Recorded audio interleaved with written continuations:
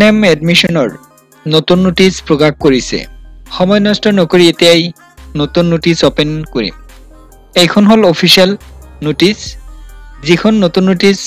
issue কৰিছে সেই নোটিছত important point উল্লেখ কৰিছে যে যিসকল ক্যান্ডিডেট 2024-25 বৰ্ষৰ সেশনত জিএনএমৰ এন্ট্ৰেন্স পৰীক্ষা দিছিল সেই সকল ক্যান্ডিডেটৰ এতিয়া 5th ৰাউন্ড অফলাইন কাউন্সেলিং হ'ব মানে 5 নম্বৰ কাউন্সেলিং হ'ব এই ভিডিওৰ জৰিয়তে জনাই দিব কাউন্সেলিং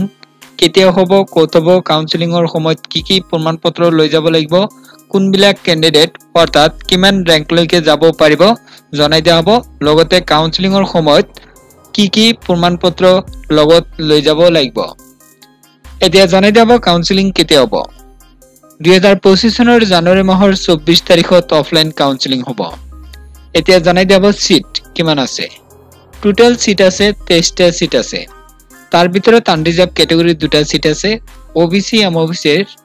18টা সিট আছে 18টাৰ ভিতৰত টাইহমৰ এটা আছে চুতিয়া কমিউনিটিৰ 6টা আছে টিজিএল এক্স টিজিএলৰ 4টা আছে এসসি ক্যাটাগৰীৰ এটা আছে এসটিবিৰ দুটা আৰু বাকি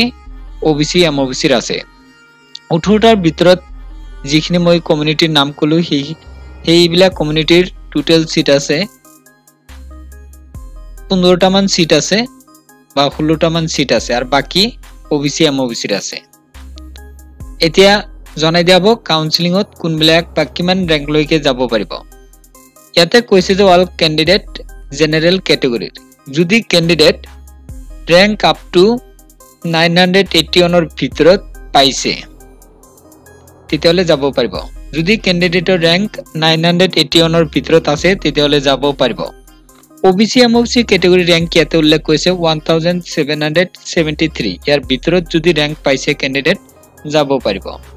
টিজিএল এক্স টিজিএল কমিউনিটিৰ ইয়াতে উল্লেখ কৰিছে ওবিসি এমওবিসিৰ ৰেংক ইয়াতে উল্লেখ কৰিছে 2691 ৰ ভিতৰত যদি ৰেংক আছে যাব পাৰিব টাই অসম কমিউনিটিৰ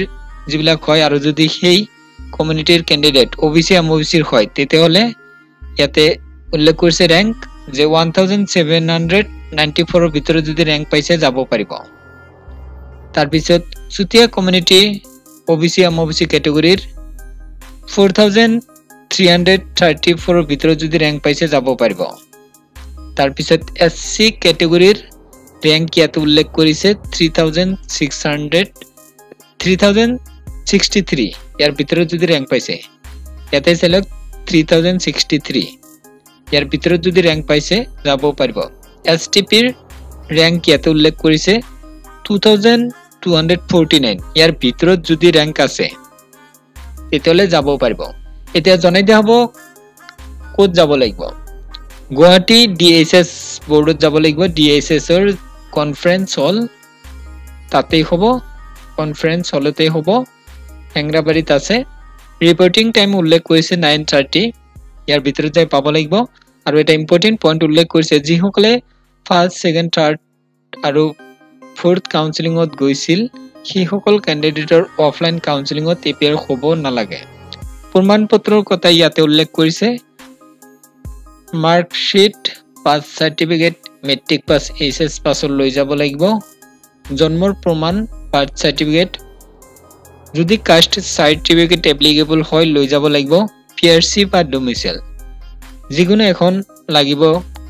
তাৰ পিছত ফটো লৈ যাব লাগিব পাসপোৰ্ট সাইজ ফটো লৈ যাব লাগিব লগতে এন্ট্ৰেন্স পৰীক্ষাৰ স্কোৰ কাৰ্ড তাৰ পিছত জিএনএমৰ এন্ট্ৰেন্স পৰীক্ষাৰ এডমিট কাৰ্ড যিমানবোৰ অৰিজিনাল প্ৰমাণপত্ৰ লগত লৈ যাব ক্যান্ডিডেট সেইখিনি আকৌ সেপাৰেট কৰি ফটোকপিজ অৰ্থাৎ জেৰক্স কৰি লগত লৈ যাব লাগিব আৰু যিসকলে এতিয়ালৈকে আমাৰ হোৱাটসঅ্যাপ চেনেলত জয়েন হোৱা নাই জয়েন হ'ব পাৰিব তাতেও কিছুমান নতুন আপডেট দিয়া হয় হোৱাটসঅ্যাপ চেনেলত জয়েন হ'ব পাৰিব ভিডিও ডেসক্ৰিপচনত লিংক থাকিব লিংকত ক্লিক কৰি ফ্ৰীত জয়েন হ'ব পাৰিব